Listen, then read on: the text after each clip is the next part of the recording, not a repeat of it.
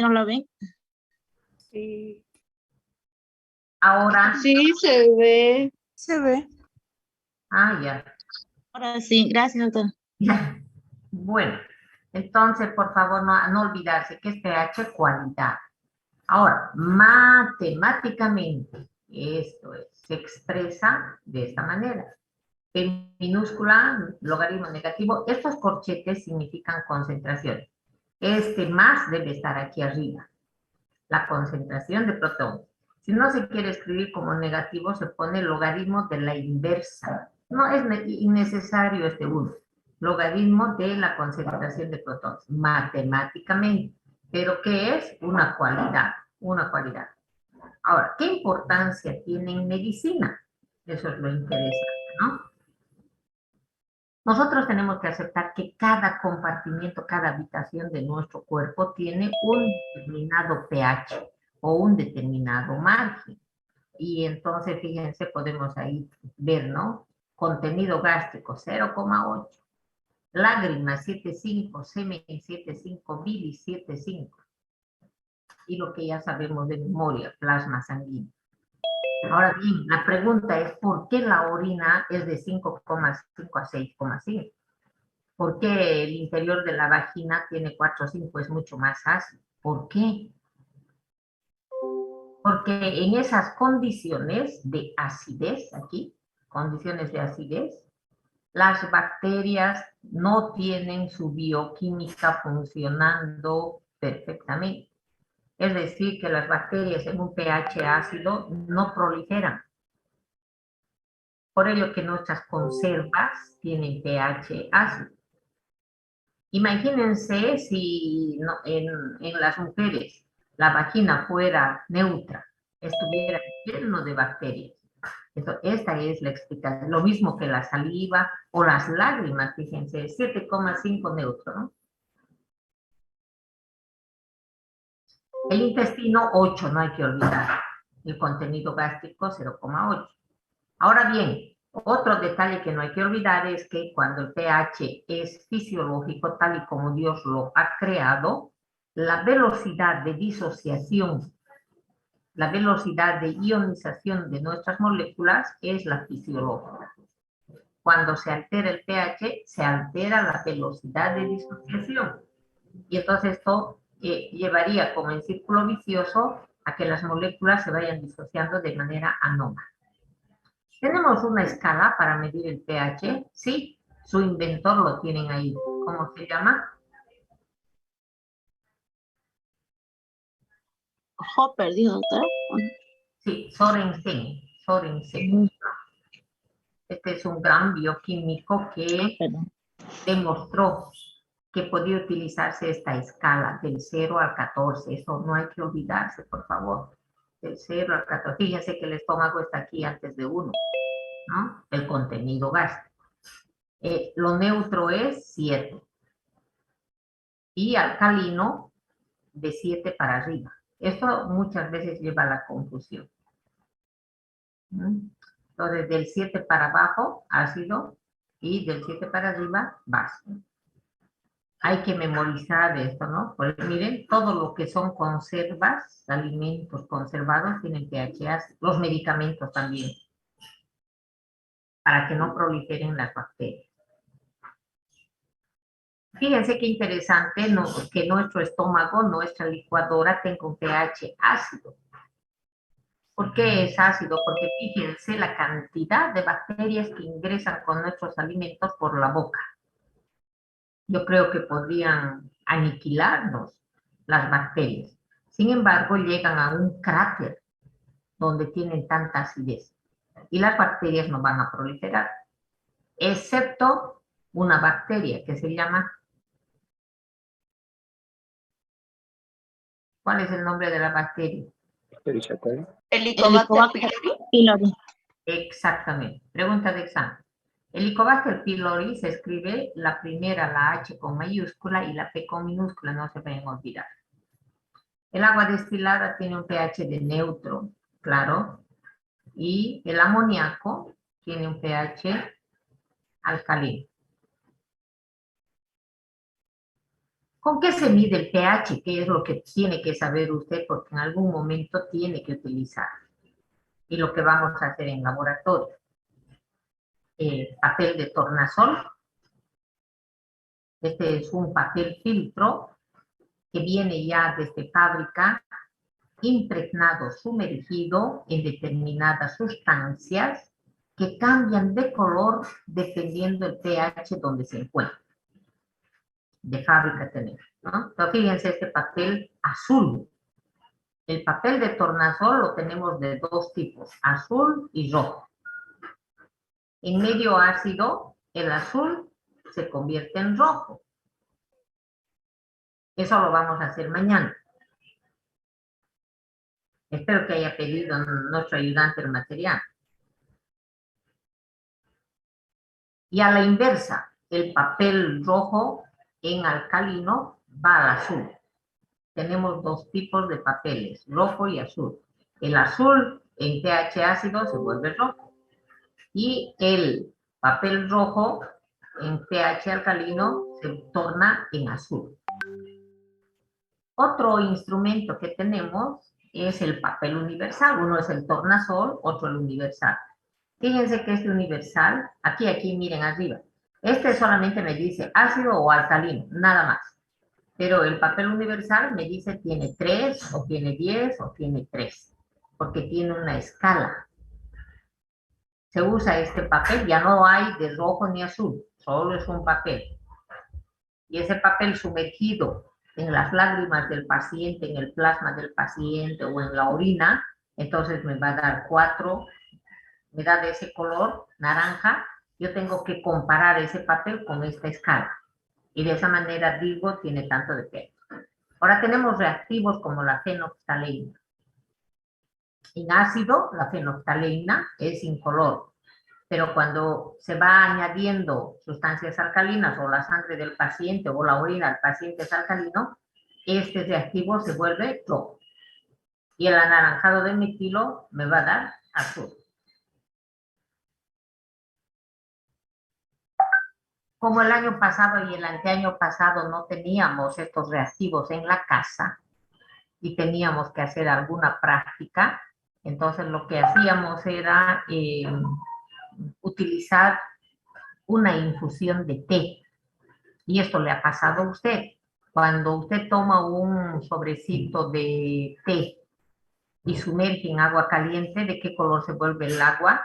De color té, de color naranja, de color café suave, ¿sí o no? Sí. Pero si le añade ahí limón, eso se aclara y puede ser incoloro. ¿Se ha dado cuenta o no? Entonces, mañana, si alguien puede llevar a la persona que le toque, si mañana puede llevar un limón y puede llevar un sobrecito de té, podemos hacer lo que hacíamos, porque claro, ustedes en su casa o los estudiantes en su casa no tenían estos reactivos para trabajar.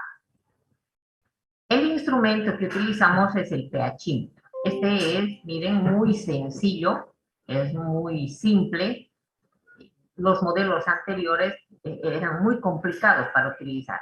En este no tenemos nada más que enjuagar estos electrodos con agua destilada y sumergir en el líquido del paciente, en la sangre, en la orina, en el líquido cefalorraquídeo, y le damos enter y el aparato nos dirá en dígitos de qué pH se refiere. Esto es a base del sensor, esa es la palabra aquí. Este instrumento tiene sensor para poder determinar el pH. Otra vez aquí el pH tiene que ser minúscula, ¿no? Bien. ¿Cuál es nuestro procedimiento para mañana o el día que hagamos, ¿no? Nuestros tubos de ensayo, la pipeta Pasteur, el ácido acético o vinagre, ahí hay que anotar vinagre. Ayer estuvimos viendo ácidos grasos. Ya saben que este ácido acético, ¿cuántos carbonos tiene? Mendoza, Menacho.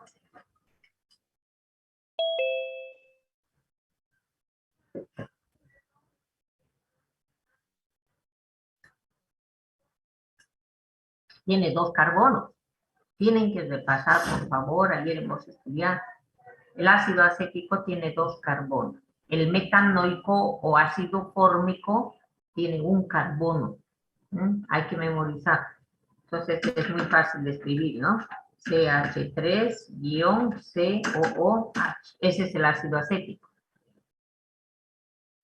Ese es el vinagre, al recordarlo, por favor. Estos son los reactivos. 0,1 molar. Eso me está indicando de que tiene una concentración determinada. Moles por litro. Tiene la 10ª parte de 1 mol en 1 litro. A eso se llama 0,1 molar. Hemos avanzado el primer mes. Molaridad, molaridad. ¿Qué reactivos vamos a usar? Papel de tornasol universal. Y en la práctica, miren.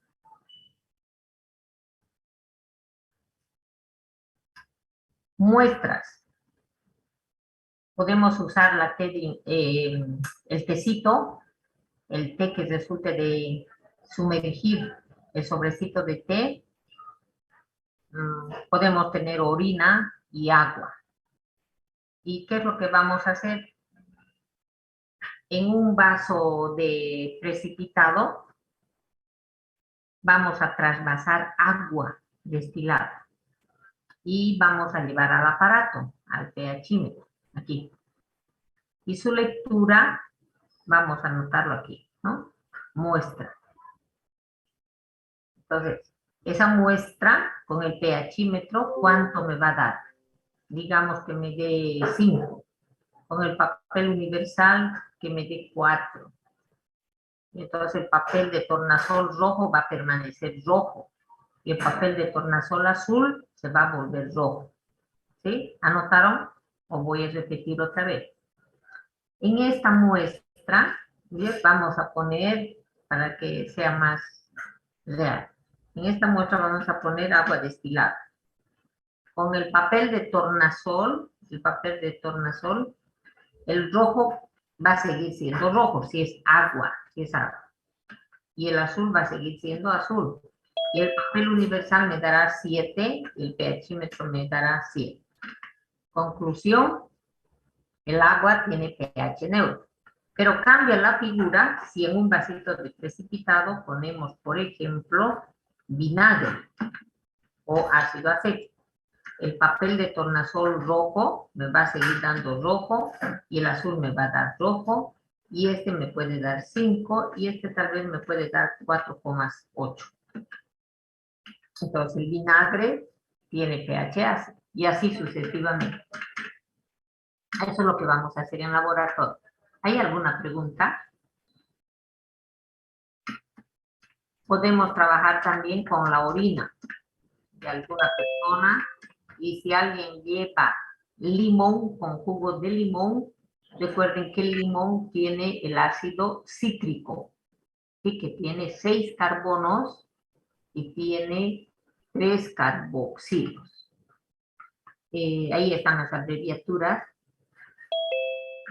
Conclusiones de la práctica. Entonces aquí usted anota que, por ejemplo, una de las conclusiones es que con el pHímetro se determina de forma más precisa el pH de cualquier sistema.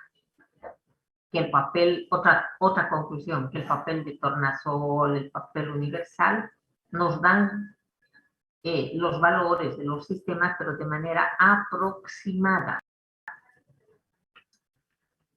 Y podrán ver algunas otras más. ¿Qué es pH? A resolver su cuestionario. Ahora, esta pregunta es muy importante. ¿Por qué o para qué se determina el pH en muestras de personas enfermas que acuden al hospital?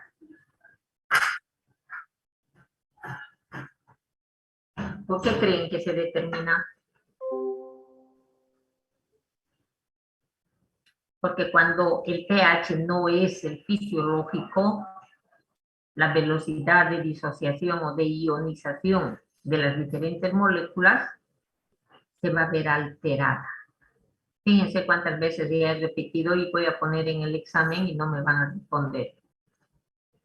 Si se modifica el pH, las moléculas se disocian de manera anómala. Y entonces se modifica el pH. ¿Cuál es el método cuantitativo? El pHímetro y el papel universal. ¿Cuál es el valor del pH del agua a 37 grados? Recuerden que el agua es neutro, ¿no? El agua es neutro, 7. Pero a 37, ¿cuánto es? 7,35 a 7,45. Por eso que nuestra sangre tiene ese valor. Teóricamente nuestra sangre es de pH neutro. Pero como está a 37, está aumentado. El pH del agua a 0 grados centígrados es 7. Pero como en mi cuerpo está a 37, el pH neutro es 7,35 a 7,45. Se aumenta la temperatura si mi paciente está con fiebre. ¿Se modifica el pH? ¿Sí o no? Sí. Sí, se modifica, doctora. Muy bien. ¿Por qué? Porque el pH cambia diariamente debido a la fotosíntesis, doctora.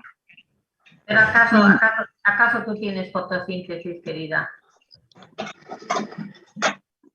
Doctora, Porque aumenta la velocidad de las disociaciones y va a haber liberación de más hidrogeniones. Exacto. ¿Por qué aumentaría? Porque el aumento de la temperatura, aumenta la velocidad de las reacciones. Esto es muy sencillo y hay que aprenderlo de memoria. Por ello que la mayoría de las reacciones químicas en laboratorio, no estoy hablando de bioquímica, en laboratorio se calientan los tubos de ensayo.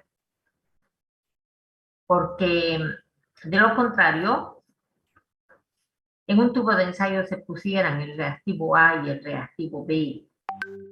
Y tuviéramos que esperar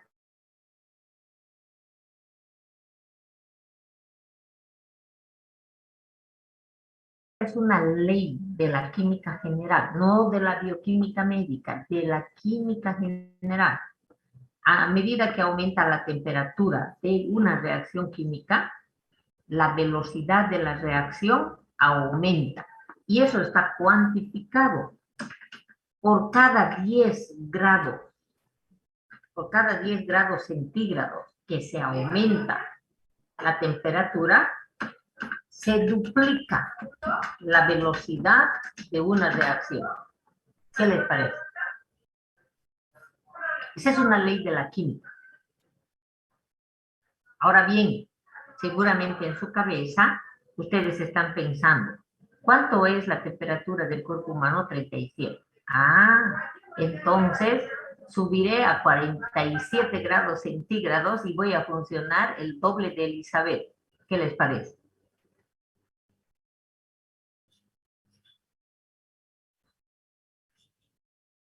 Eso no es así. ¿Por qué?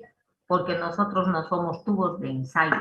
Nosotros no somos solamente ácido clorhídrico ni hidróxido de sodio.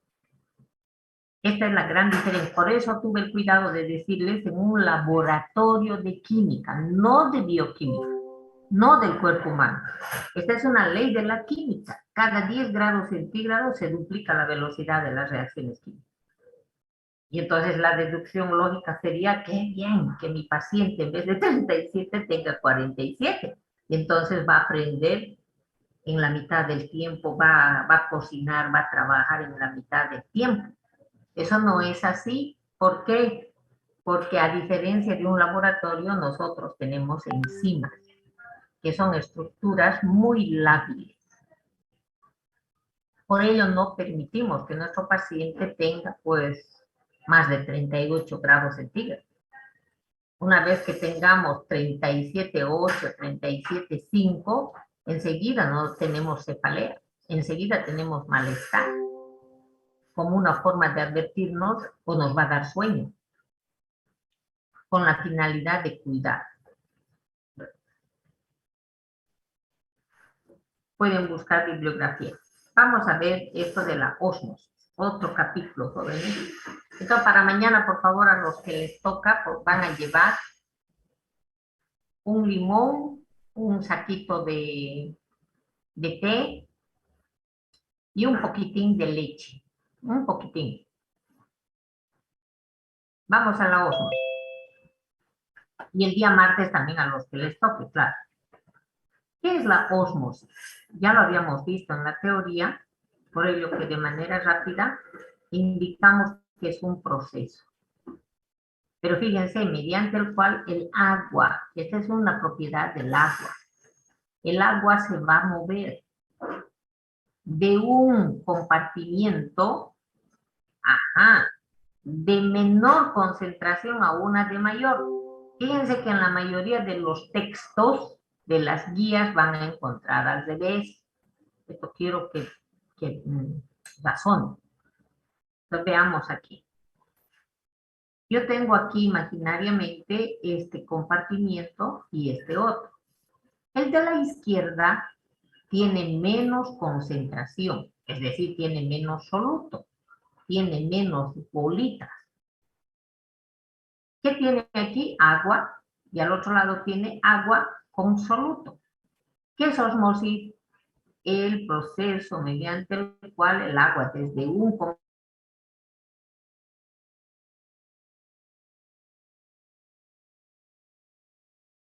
membrana semipermeable. Esa es la condición. Entonces, deducimos, ¿para qué? ¿Para qué? Para igualar las concentraciones. Entonces, fíjense en este lado de la derecha, el paso de la derecha. Aquí yo tengo 3 veces el volumen de este. Aquí hay 1/3 y aquí hay 3/3. Y con seguridad, si cuentan 2, 4, 6, 7, aquí va a haber 3 veces 7, 21. Está en mayor volumen, pero la concentración es la misma.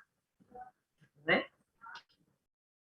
La ósmosis se da para igualar las concentraciones de los diferentes compartimientos. Ahora bien, esto tenemos que aceptarlo desde el punto de vista que en todo nuestro cuerpo nosotros tenemos células con sus membranas semipermeables. Y todos sabemos que en la membrana semipermeable tenemos ductos, tenemos conductos, tenemos canales para el agua. Y el agua está en constante vigilia, en constante comprobación. Si se tiene la misma concentración, tanto intracelular como extracelular. Este fenómeno nos explica por qué cuando a un paciente se le administra agua con azúcar, cuando tiene diarrea, agua con azúcar. ¿Qué está pasando por el tubo digestivo? Mucha sacarosa. Entonces el agua desde adentro sale al tubo digestivo y la persona tiene más diarrea. Este es el gran principio por qué no se debe dar agua con azúcar ni tampoco solamente agua. ¿Cómo se aplica esto al cuerpo humano? Lo que acabo de indicar. Nosotros tenemos membranas semipermeables.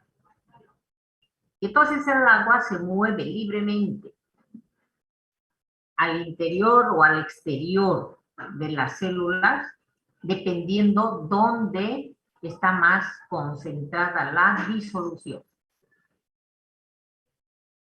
Cuando una persona, un paciente pierde agua por fiebre, por vómitos, el espacio extracelular pierde agua, se llega a concentrar.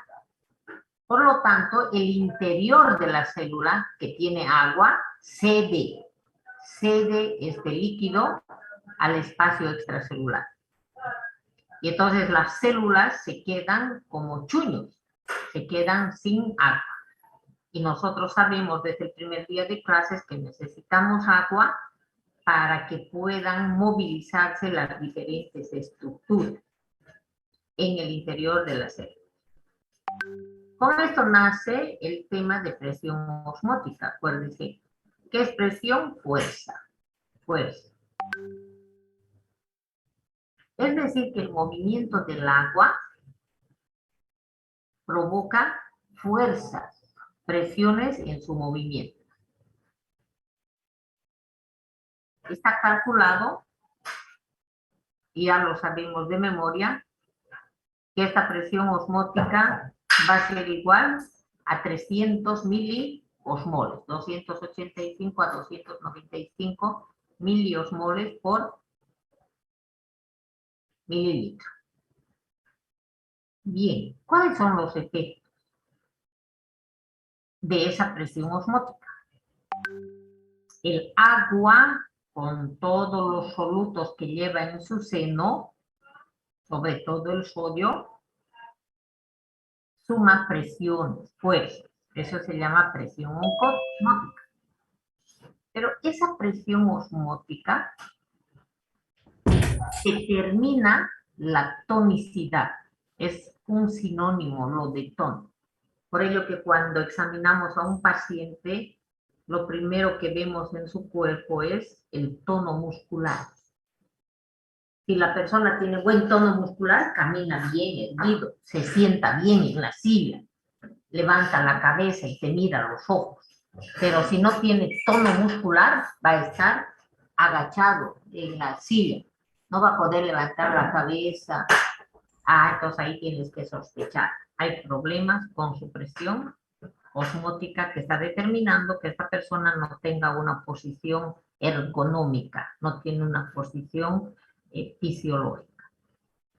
Entonces, cuando el espacio extracelular pierde agua, su tono no es normal.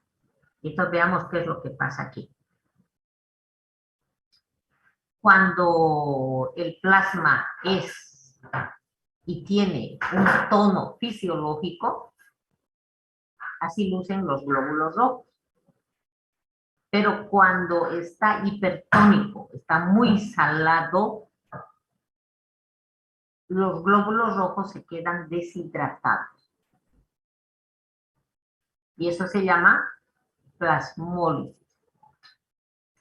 Hipotónico, cuando una persona, un paciente se administra suero sin necesidad y se le administra a gran velocidad, entonces vean que los glóbulos rojos se hinchan y pueden reventar. Entonces en la gráfica nosotros queremos aprovechar. ¿Para qué sirve la presión osmótica? ¿Para qué sirve la ósmosis?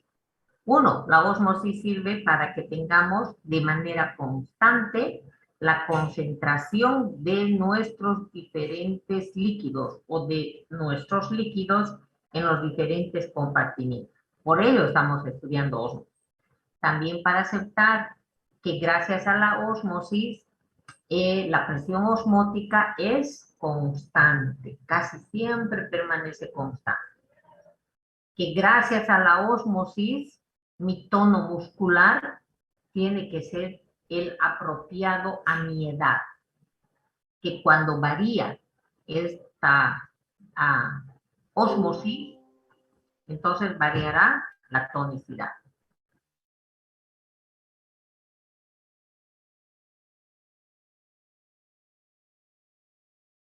Suero, ¿sí? Por ello que la mayoría de las veces será suero fisiológico, suero isotónico, que no va a provocar cambio en mis glóbulos rojos.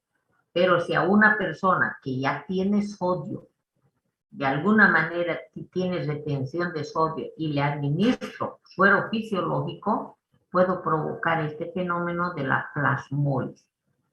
Y a la inversa, si no tiene sodio mi paciente y administro solamente suero glucosado o Ringer, voy a provocar la ruptura, la lisis de mis glóbulos rojos.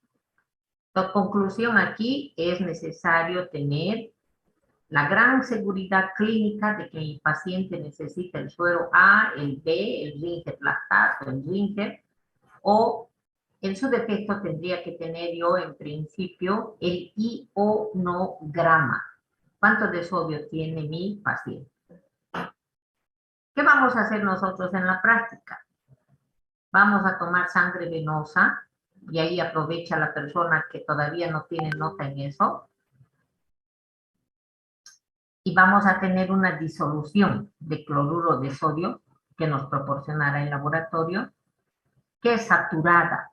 Saturada quiere decir que en un vasito de agua se añade sal, una media cucharilla, y se mueve, se homogeneiza. Y entonces, si desaparece, si se disuelve, está bien. Pero en cuanto empieza a caer un poco de cloruro de sodio, esa solución está saturada. No admite más. ¿Sí? Pero si sigo añadiendo y ya va cayendo, por más que mueva, cae mucho, eso ya es sobresaturada. Sobresaturada. ¿Qué vamos a hacer? Se obtiene sangre venosa y en un tubo de ensayo lila, es decir, que tenga ETA, vamos a recoger la sangre. Luego de este tubo lila, mediremos un ml.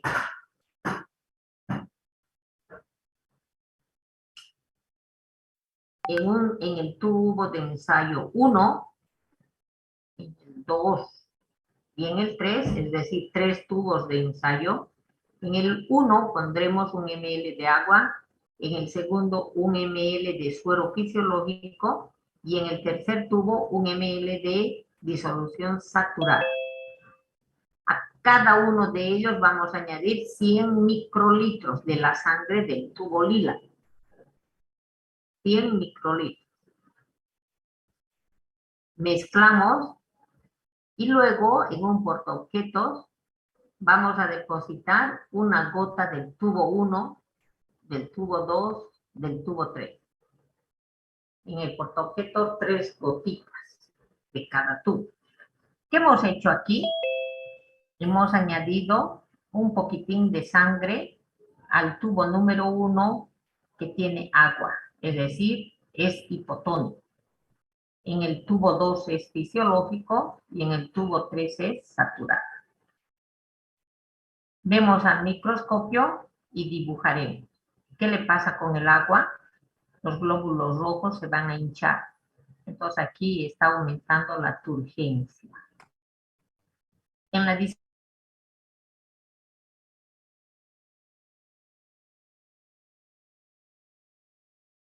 osmótica intracelular y extracelular son iguales, por eso que no pasa nada en el glóbulo rojo. Y en la saturada, los glóbulos rojos van a ver cómo se van a deshidratar. Entonces eso es plasmólisis. Las conclusiones, número 1, lo que dije anteriormente. Este tema me ayuda a entender que por la ósmosis, la concentración de los fluidos humanos en los diferentes compartimientos son fisiológicos o constantes. Número 2, gracias a la ósmosis se tiene una presión osmótica constante. 3, debido a la ósmosis, la tonicidad, el tono muscular, es fisiológico. De lo contrario, si no tuviéramos este fenómeno de la ósmosis, un día estuviéramos hinchados como globos por el tanto líquido que tomamos. Y otro día estuviéramos esqueletos, piel y huesos. Pero el agua es el que está controlando. Y entonces entra dentro de las células o sale de las células con esta finalidad de mantener siempre la misma concentración. Y la conclusión más importante, con este proceso llego a aceptar la necesidad de saber interpretar un ionograma o con el examen físico de mi paciente. Si yo lo veo deshidratado, en la revisión física, yo determino que no tiene turgor su piel, sé qué suero voy a elegir. Y no provocar la plasmólisis ni el aumento de la turgencia. ¿Cuál es la composición, no? Aquí. Agua, aquí es cloruro de sodio, 8,5 gramos de cloruro de sodio y agua destilada, cantidad suficiente para mí. Así hay que irlo rellenando, por favor.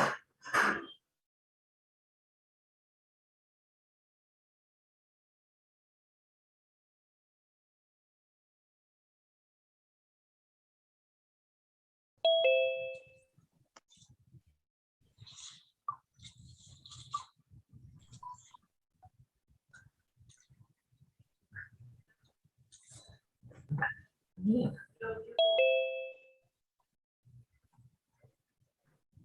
¿Y cuándo me voy a pasar?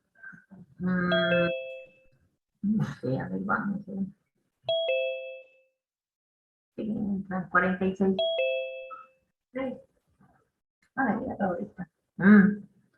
Mañana voy a tomar ese examen, van a ver que no me sepan. Solamente va a entrar el que sepa.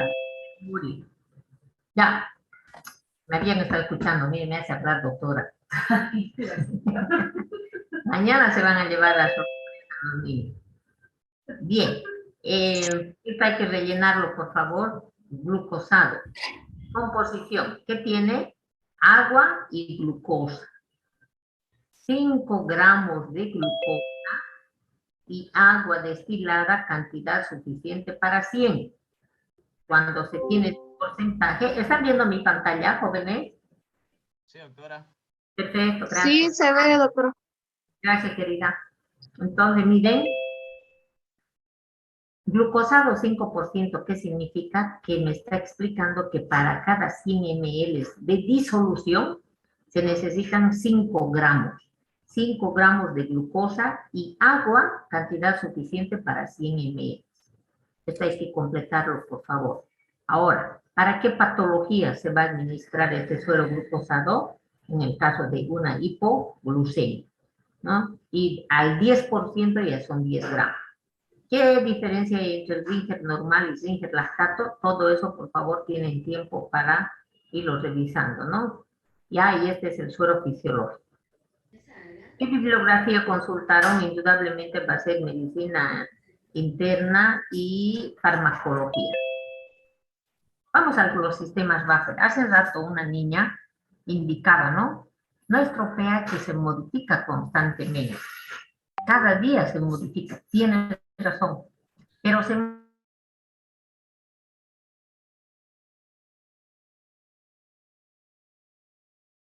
cada vez que tomamos, como están pudiendo leer en este párrafo, cada vez que bebemos jugo de naranja, limonada o Coca-Cola, el pH debía bajar a 4, debía bajar a 5. Y esto sería un desastre. No experimentamos esos cambios tan bruscos gracias a estos sistemas. Sistemas buffer, sistemas amortiguadores o tampones.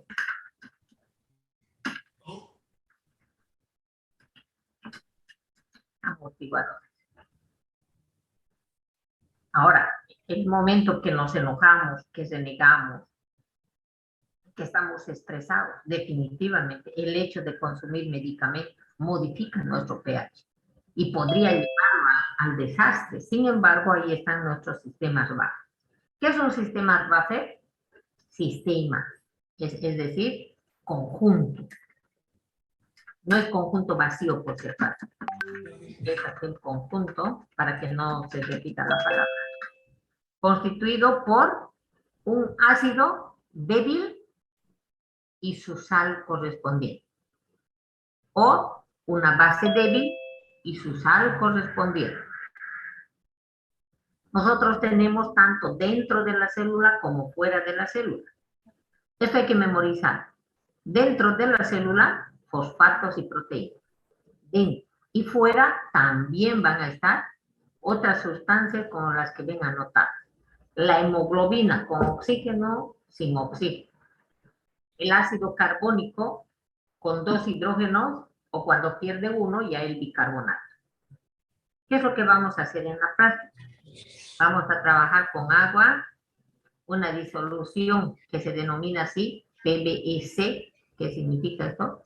Solución salina de fosfato, pero que está con buffer, amortiguada. Entonces, esta se llama disolución salina tamponada. Y una disolución tampón bicarbonato. ¿Qué es lo que vamos a hacer? Vamos a trabajar con esta piseta, que también se llama frasco lavador, con estos reactivos. ¿Y qué es lo que vamos a hacer? En un tubo de ensayo vamos a añadir la muestra. ¿Qué muestra vamos a poner? Por ejemplo,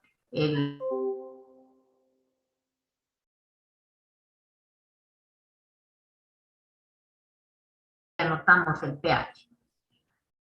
Como es bicarbonato, entonces tal vez nos sale 8. Vamos a añadir hidróxido de sodio que está aquí. Oh, me olvidé anotar aquí. Hidróxido. Primero es el sodio, no es como yo quiero. Sodio, pues tiene que cumplir. Entonces 0,5 ml del hidróxido de sodio y anotamos el pH. ¿Se modifica o no se modifica? Y aquí lo mismo. Luego vamos a añadir ácido clorhídrico. ¿Qué tal? ¿Cómo se modifica este pH? Luego, en vez de solución base de bicarbonato, vamos a utilizar disolución tampón, buffer bicarbonato, ahora la salina tamponada. Y la próxima será agua. Vamos a ir modificando. Y vamos anotando. Hidróxido de sodio, aquí.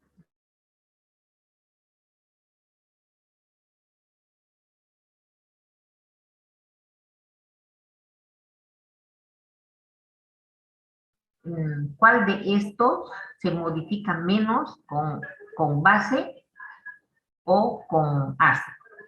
Con uno de ellos es que tiene que haber mayor modificación del pH.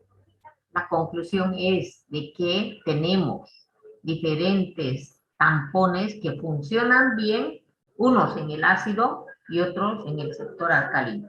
Y nosotros tenemos los dos tipos de tampones en nuestro cuerpo. Porque Dios dijo, no, estos van a tomar ácido, van a tomar base, mejor le mandaré con todos los tipos de soluciones tampón. Bien, las conclusiones para esto. Clasificación, ya hemos visto aquí, ¿no? Intracelular, extracelular. Mecanismo de acción. Y homograma. Esto más jóvenes avancé. Para mañana. Disculpe, doctora, una consultita, una pregunta. Sí. Es un caso que ahorita se me vino a la mente que relaciona los dos temas, pero le quería preguntar si era correcto.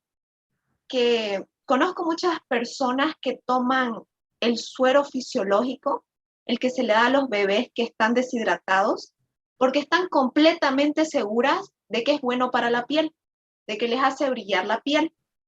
Pero, o sea, no toman todos los días, es una vez a la semana. Entonces, como acabamos de pasar esto, ¿no podría como que sus glóbulos rojos explotar y al mismo tiempo como alterar el pH? ¿O tienen razón y sí les mejora la piel? A ver, uno, puede darse los dos casos, Mercedes. ¿Por qué? ¿Por qué puede darse los dos casos? Supongamos que estas personas no tienen hábitos de consumir bastante líquido. Recuerde que la máxima es beba líquido, ¿no? Uno para estar hidratados, uno para tener una diuresis fisiológica y que puede eliminar todos los tóxicos. ¿No? Por esa parte podemos indicar, esta persona no tiene esos hábitos. Segundo, es una persona que transpira mucho porque donde trabaja no hay aire acondicionado, están en la calle o son estudiantes y tienen que ir en el micro, es decir, se deshidrata.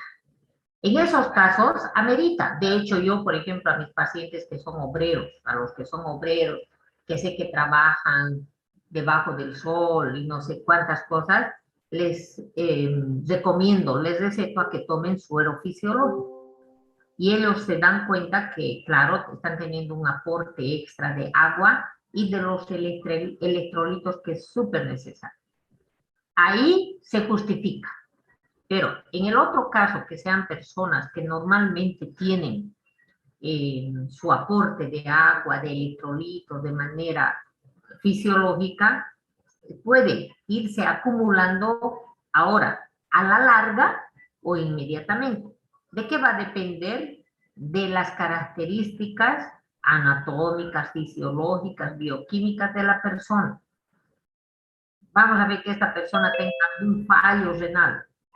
Entonces, el exceso de ese sodio, con ese fallo renal, con esa característica renal, va a provocar que vaya a retener mayor sodio, mayor agua, y con ello aumentará su bulimia y aumentará su presión arterial.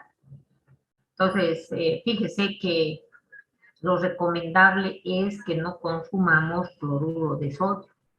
Es decir, no consumamos suero fisiológico, suero de rehidratación oral.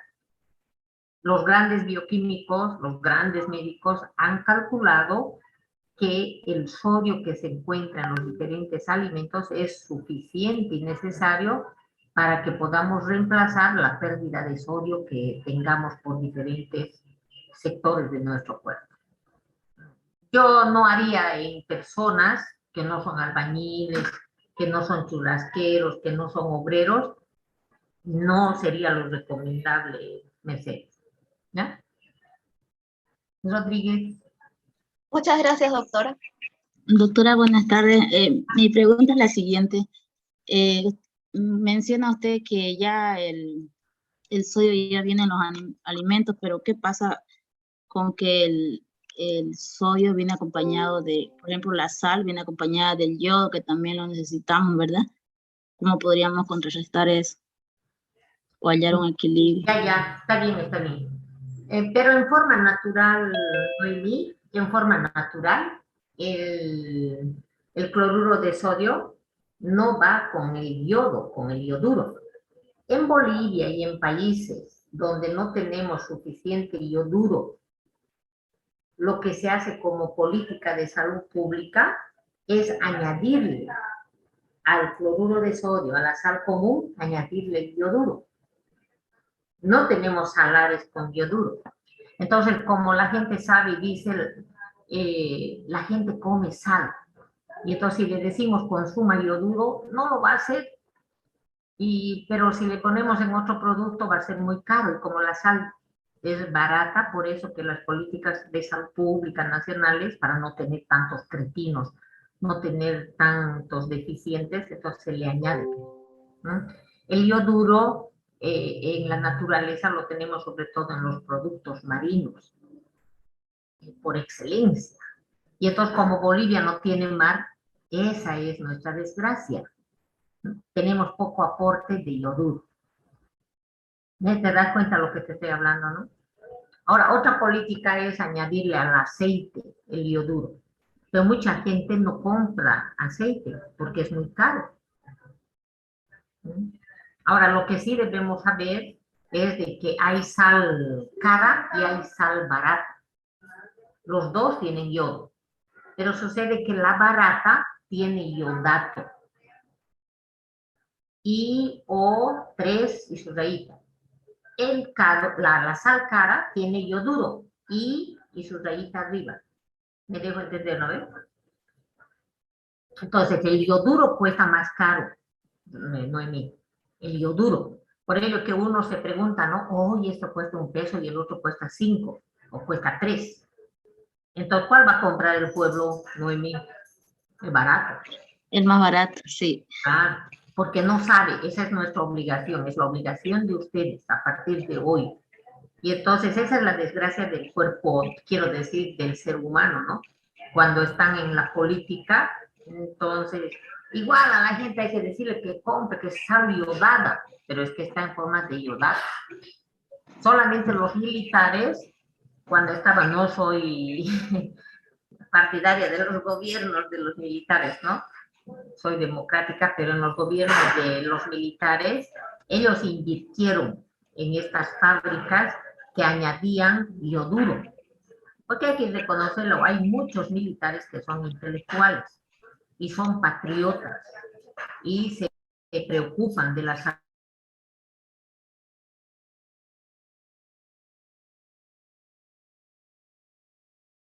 Sal molida que tengan en su mano, revisen.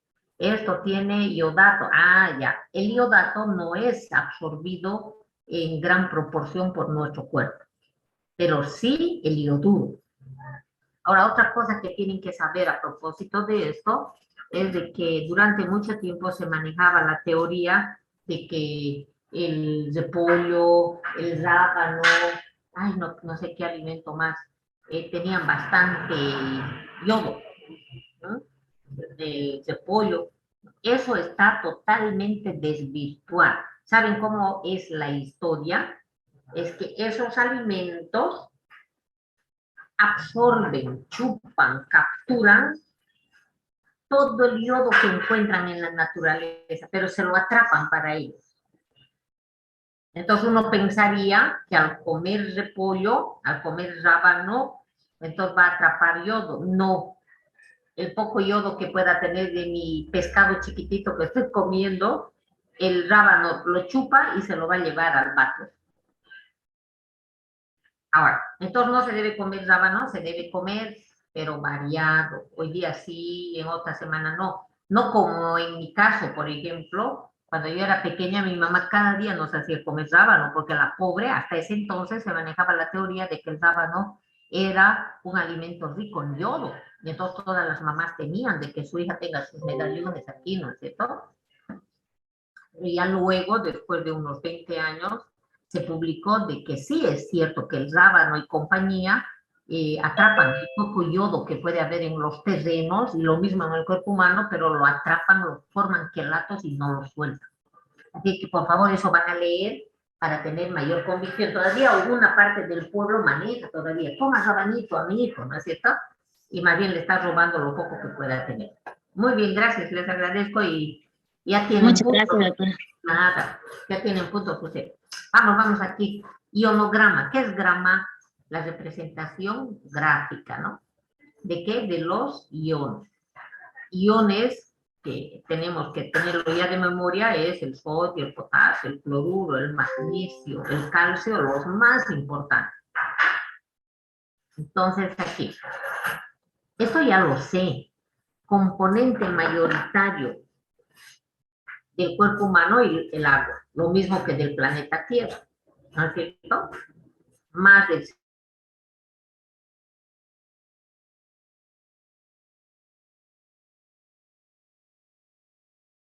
los electrolitos. De todos estos electrolitos, el sodio es el fundamental, pero vuelvo a insistir, los grandes científicos calculan que el alimento, los alimentos tienen en forma natural el sodio que necesitamos. ¿Ah? Y hay varias teorías en relación a esto del sodio. Fíjense, algo que me impactó mucho. ¿Por qué se llama pan casero? Esto en Chile lo aprendí. Entonces, pan casero. Y entonces me invitaron el pan casero de Chile. Comí y me dice, ¿qué te pareció? Lo mismo que nuestro pan casero de por aquí, que venden de Valle Grande. ¿Ya? Dije, sí, sabroso, pero no te diste cuenta de algo más que, sí, salado, claro. Y entonces fíjense, ¿no? Cómo los patrones hacían elaborar el pan salado para que los empleados, por la sal, beban más agua. Y entonces, permítanme la expresión, la panza la tenían más llena de agua. Y entonces había menos probabilidades que se coman los duraznos o lo que estuvieran cultivando. ¿Mm?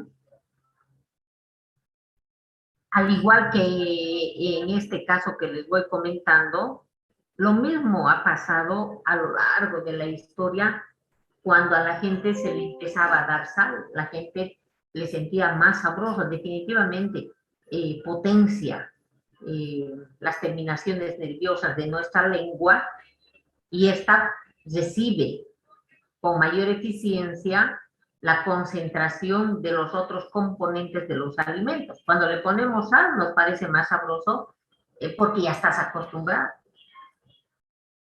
Y entonces la gente vio que todo era más sabroso poniéndole sal y ahí empezó el gran negocio y la gran desgracia para la humanidad.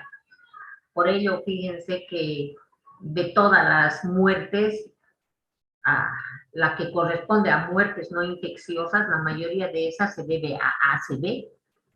Y el ACV, la mayoría se debe al aumento de la presión arterial. ¿Y por qué está aumentada esa presión arterial? Porque la gente come exceso de sal. Fíjense en su casa cuántos tienen presión alta. Ahora, alguien dice, yo como bastante, le pongo a mi comida, es que es joven, chiquillo. Por el momento se va eliminando. Es eficiente el sistema de eliminación del sodio. Y cuando no lo sea, entonces tenemos otro paciente más. Entonces empecemos educándonos a nosotros mismos. Ustedes debían de eliminar su azucarero y debían eliminar su salero. Es inconcebible ver personas del área de salud que andan desesperados de la sal, ¿no? No debería de ser así. Usted que es inteligente empiece a ver aquel detalle. Bien. En emergencia vamos a tener pacientes con dificultades respiratorias. Entonces, en esos casos, lo más importante es gasometría. Dificultad respiratoria, gasometría. Y en forma paralela irá ionograma. Y en emergencia también es importante la glucemia. Personas que vienen con cefalea, casi siempre puede estar elevada su glucosa. Personas que están somnolientas,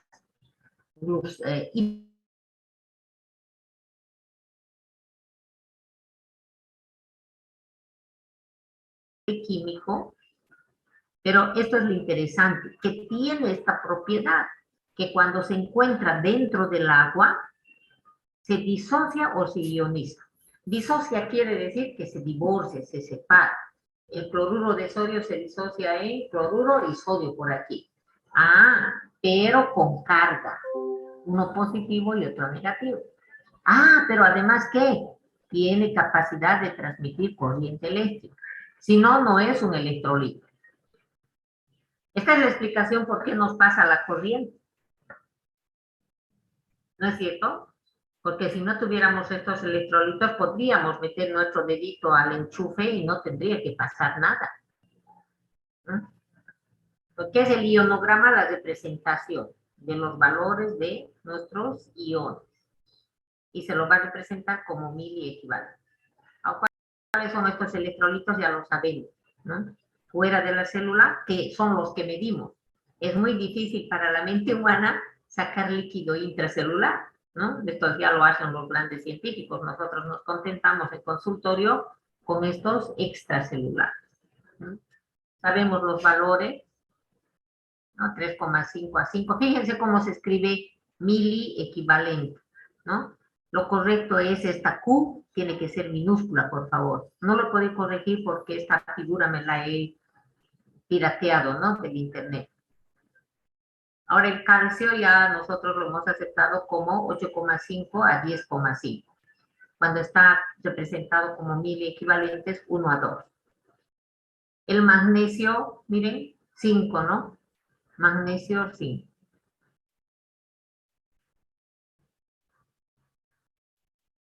Cloruro, en varias literaturas se muestra hasta 110. Yo tengo en mi cabecita 110, este es el policía, ¿no? La patrulla 110. Un poquito menos ya, pero de memoria ya tengo 110 para no perder. Mediante una tabla, indique las funciones del sodio. En teoría ya tenemos esto, pero podemos ir rellenando, ¿no? El sodio. ¿Para qué es fundamental el sodio? Uno, para regular la bulimia. A mayor cantidad de sodio, mayor cantidad de agua, ¿no? Si hay mayor cantidad de agua, entonces fíjense, si yo tengo este en mi cachete y se llena de agua, evidentemente va a brillar, lo que decías, Mercedes. ¿Ven? La gente lo hace por ello. Entonces está hinchada, ¿no? Pero eso va a cobrarle factura en algún momento. Luego, como es electrolito el sodio, es el encargado también del equilibrio electrolítico. Tanto de sodio, tanto de cloruro tiene que haber, ¿no? Van de la mano.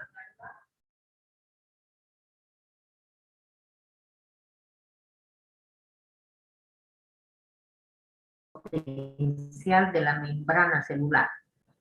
¿Se acuerdan, no? Cuando llega un impulso nervioso, determina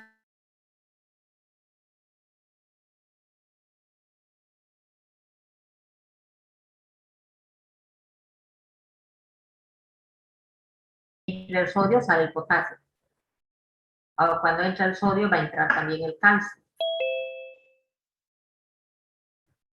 El potasio intracelular, ya lo sabemos, y este es fundamental para la bomba, igual que el sodio, ¿no? Para la bomba del sodio y potasio de las membranas celulares.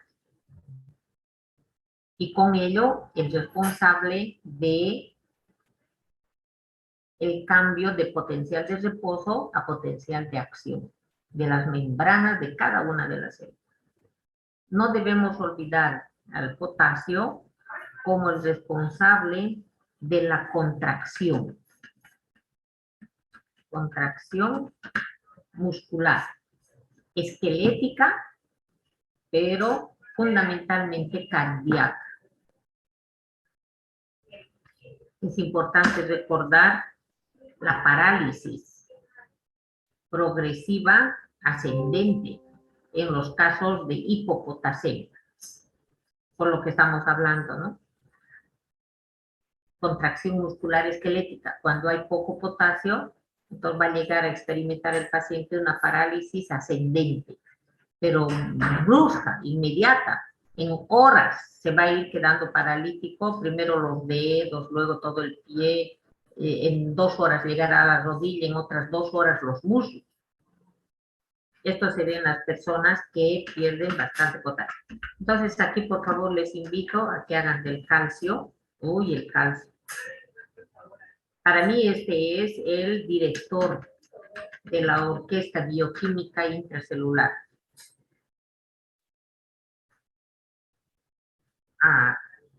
Debían darse una vueltecita a revisar su relación con la calmodulina. Esta es una proteína que tenemos en la musculatura lisa. Recuerden que en la musculatura esquelética y cardíaca encontramos a la actina, a la miosina, a la tropomiosina, a la troponina. ¿Sí? ¿Sí? ¿Ve? Aquí en la contracción de la musculatura esquelética, entonces yo encuentro miosina, actina, troponina, tropomiosina. Gracias a esas proteínas, este tipo de fibras musculares se van a contraer y relajar. Sin embargo, en la musculatura lisa, la contracción-relajación se debe a la calmodulina. Esa es una gran diferencia. La calmodulina es una proteína que se encuentra en la musculatura lisa y que cuando se encuentra con 4 átomos de calcio, la calmodulina experimenta una serie de cambios morfológicos, estructurales, que determinará el movimiento de esa célula lisa y que nosotros lo conocemos como los movimientos peristálticos. ¿No? Interesante, ¿no, Mercedes? Busquen sus imágenes, por favor, y estas horas que queden, que quedan, dense una vueltecita por la calmodulina. Calcio, ¿qué más me estoy olvidando? Magnesio. Magnesio. El magnesio es fundamental para la síntesis de todo lo que vienen a ser los componentes químicos del tejido conectivo. Por ello que la gente que tiene dolores musculares, articulares, porque podría estar disminuido el ácido hialurónico, componente de los tendones, de los ligamentos, de las articulaciones grandes, cuando se le administra o se le receta al paciente cloruro de magnesio, mejora ostensiblemente, debido a que se aumenta la síntesis. Recuerde que el magnesio, al igual que los otros elementos minerales, son los auxiliares inorgánicos de las enzimas. Por ello me gusta destacar el magnesio, ¿no? Ahora, el magnesio también es el cofactor indispensable de la glucólisis. Las enzimas de la glucólisis no trabajan eficientemente si no es en presencia de magnesio. Por ello que a menudo recetamos a los pacientes que consideramos que tienen deficiencias de magnesio, recetamos el magnatil cálcico o el isotón cálcico. Son nombres comerciales de estos productos que tienen magnesio. Y claro, no hay que olvidar ahí al Power. El Power tiene magnesio. Tiene glucosa. Tiene sodio. Tiene potasio. Entonces, para un deshidratado, para un aquético, te puede servir el Power, siempre y cuando no haya problemas de presión arterial. Sin embargo, el magnesio, debemos recordarlo, es un gran laxante. Es decir, que favorece el movimiento de las velocidades intestinales. Y por ello que se lo utiliza como sal de magnesia, ¿no? Sulfato, leche de magnesia, sulfato de magnesio. Y lo que no quiero que olviden que es un gran depresor del centro nervioso de la respiración del bulbo raquídeo. Entonces aquí viene la gran pregunta, ¿no? ¿Sabe qué hace el pueblo? El pueblo busca en las farmacias leche de magnesia. ¿Para qué? Se le pregunta, ¿por qué? Y entonces la mamá dice, es que está estreñido mi hijo, ya está bien. Viene otra mamá, leche de magnesia. ¿Para qué lleva, señora? Es que está con diarrea mi bebé. ¿Qué tal? Por ello, sí, eso es lo que quiero que métanse en la cabeza, ¿no? Para el pueblo, la leche de magnesia es la solución, es la panacea de todos los problemas. Entonces, una madre para su hijo con diarrea, ¿qué compra? Leche de magnesia. Y termina deshidratándose y eliminando el potasio y por consiguiente no va a haber trabajo cardíaco. Entonces el niño muere. ¿Y qué es lo que se va a certificar en la muerte de este niño? Que murió por deshidratación, por la diarrea, ¿no? Pero no por el uso de la leche de magnesia. Por ello, donde puedan, ustedes tienen que hablar. Está metido ahí como un chip en la mente de las mamás. Diarrea, leche de magnesia. Estreñida, leche de magnesia. No puede matemáticas, leche de magnesia. Para todo es leche de magnesia.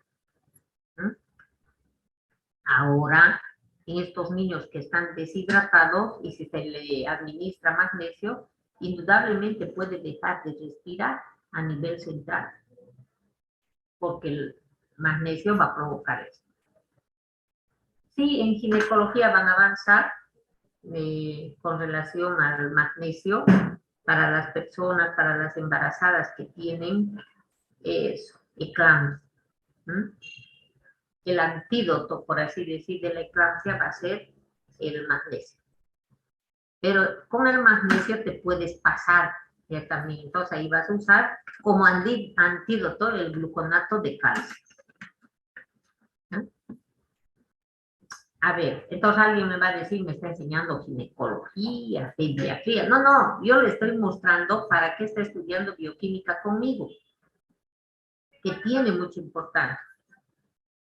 Para mí es medio cuestionable lo que tenemos que hacer en laboratorio, ¿no? pH, papel universal. No, usted lo que tiene que saber es para qué está estudiando, porque todo esto se aplica a lo largo de la carrera y a lo largo de la profesión. Bien. Gasometría, no tenemos gasómetro. ¿Cuántos minutos me falta? 4, tengo que acabar. Gasometría. Hasta donde de jóvenes avanzamos esto y nos vemos mañana. ¿Sí? Van a llevar material para los 2 primeros temas a los que les toque. Y vayan estudiando porque no voy a dejar entrar a la gente que no domine los 2 temas. Vamos a ver, en esta gasometría. Entonces, en emergencia podemos tener personas que tengan dificultad respiratoria. Y entonces esa dificultad respiratoria que pudo en principio tener su causa tal vez en una neumonía normalita, entre comillas normal, ¿no? Como complicación de una neumonía, puede llegar a tener un edema pulmonar o por diferentes circunstancias una fibrosis pulmonar por el uso prolongado de amiodarona o por su trabajo se intoxica con gramaxone, el herbicida, o porque es pobre y vive debajo de un techo con tejas de asbesto. Entonces, las causas pueden ser diversas, pero esta persona tiene dificultad respiratoria. Evidentemente, su consciente puede estar afectado, no sabe, no está orientado en tiempo ni en espacio. Entonces, en estos casos, se justifica la gasometría. Arterial. Algunos años hemos tomado sangre de las arterias, no es difícil, pero tiene mucho riesgo. Nos estuviéramos metiendo con las arterias, la sangre arterial de una persona y podríamos llevar a alguna infección, ¿no?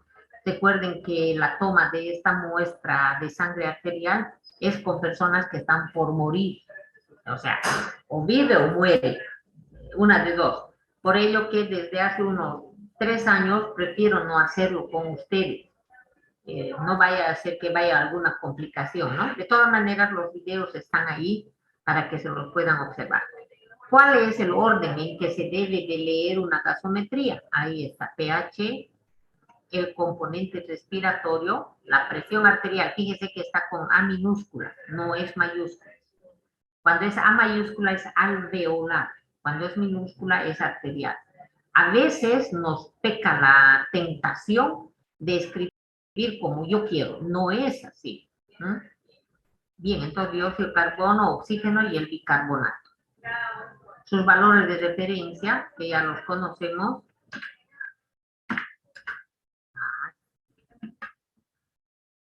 ¿Sí? 735. Aquí hemos quedado que sea 26, ¿no? Como término medio. Ya saben de dónde viene este dióxido de carbono, ¿no? Fíjense, miren, aquí arriba, 735, yo quito el 7 y queda 35, quito el 7 y me queda 45. No hay para qué memorizar. Entonces, el del dióxido de carbono. Aquí, como término medio, ya hemos convenido que nos quedamos con 26. La presión del oxígeno, 80-90. No estamos hablando de saturación, ¿no ven? Y el exceso de base, que alguna referencia lo maneja con más menos 3, y nosotros hemos visto con más menos 6. Y según otra literatura, maneja hasta 10. Entonces va a depender en qué hospital vas a trabajar y con qué parámetros se están trabajando. ¿Por qué puede haber desequilibrio electrolítico? Ya lo sabemos, enfermedad renal. pierde mucho sodio, potasio, o tiene problemas en la absorción. Le falta factor intrínseco, por ejemplo, en la mucosa gástrica, o los trastornos hormonales. ¿Cuáles son las alteraciones del ácido base? Ya lo sabemos, acidosis metabólica.